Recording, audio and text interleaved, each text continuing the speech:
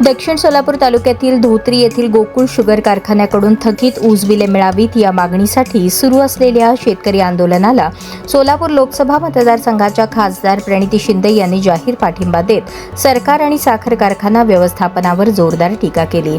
यावेळी त्यांनी आंदोलनस्थळी भेट देऊन शेतकऱ्यांशी संवाद साधला व त्यांच्या न्याय्य हक्कांसाठी संसद ते रस्त्यावर संघर्ष करण्याची ग्वाही दिली। यावेळी बोलताना खासदार प्रणिती शिंदे म्हणाले की गोकुळ शुगरच्या थकीत ऊस बिलासाठी गेल्या 6 महिन्यांपासून हे उपोषण सुरू आहे। सोलापूर जिल्हा आणि महाराष्ट्राला काळीमा फासणारी ही घटना आहे। शेतकरी हा देशाचा कणा असून मायबाप शेतकरी आज आपल्या हक्कासाठी रस्त्यावर उतरला आहे। मात्र सरकारला या प्रश्नाचे कोणतेही गांभीर्य नाही, याचा मी तीव्र निषेध करते। मी येथे केवळ भाषण देण्यासाठी आलेली नाही, तर शेतकऱ्यांना खांद्याला खांदा लावून लढण्यासाठी आले आहे।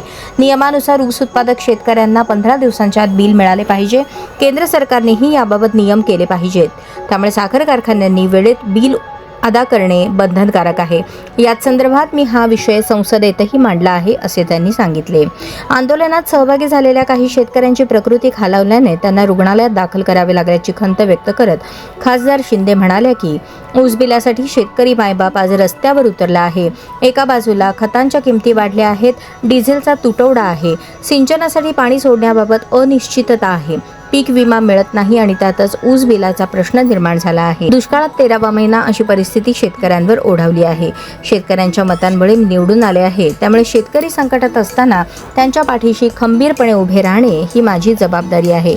तुमची ही लढाई मी लढणार असून तुम्हाला न्याय मिळवून देण्यासाठी शेवटपर्यंत संघर्ष करेन।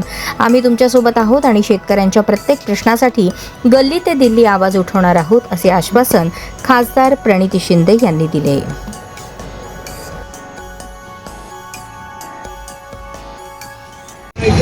माझे सर्व शेतकरी मायबाप प्रथमतः तुमच्या समोर मी नतमस्तक होते।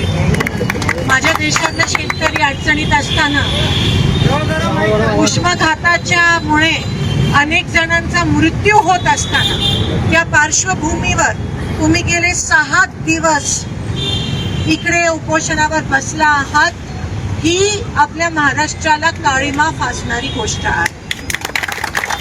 या देशाचा, या महाराष्ट्राचा कणा माझं शेतकरी मायबाप काही पाणी न पिता, काही अन्नाचा एक त्या ठिकाणी काही न खाता इथे बसलाय आणि सरकारला ह्याचा अजिबात जाणीव नाहीये ह्याची, त्या गोष्टीचा मी निषेध करते। खरं तर ही व्यासपीठ ही राजकारणाच्या पलीकडची आहे। ही व्यासपीठ ही माणुसकीची व्यासपीठ आहे। इकडे येऊन भाषण देणं ही आमची संस्कृती नाही आहे, पण शेतकऱ्यासोबत खांद्याला खांदा लावून त्याची लढाई, याला न्याय मिळेपर्यंत लढणं ही आमची संस्कृती आहे। आज अनेक शेतकरी अनेक वर्षापासून खरं तर ही मागणी आहे की साखर कारखान्याची मनमानी चालते आणि 15 दिवसात जो नियम आहे बिल मिळाला पाहिजे, तो बिल दिला जात नाही। मी संसदेत पण हा विषय बोलली।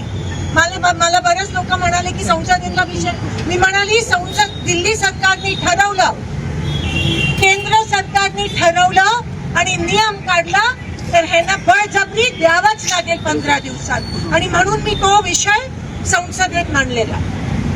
पण हे सरकार निगरगट्ट सरकार आहे। मी म्हणते राजकारण करायची गरज नाही आहे, पण वस्तुस्थिती ही आहे की सरकार निगरगट्ट आहे। शेतकऱ्याच्या जीवावर निवडून आलेले आज शेतकऱ्यांकडे पाठ फिरवण्याचा पाप करत आहे। गाळपचा परवानगी नसताना पण गाळप कसा होतो, आता माझे दादा म्हणाले या ठिकाणी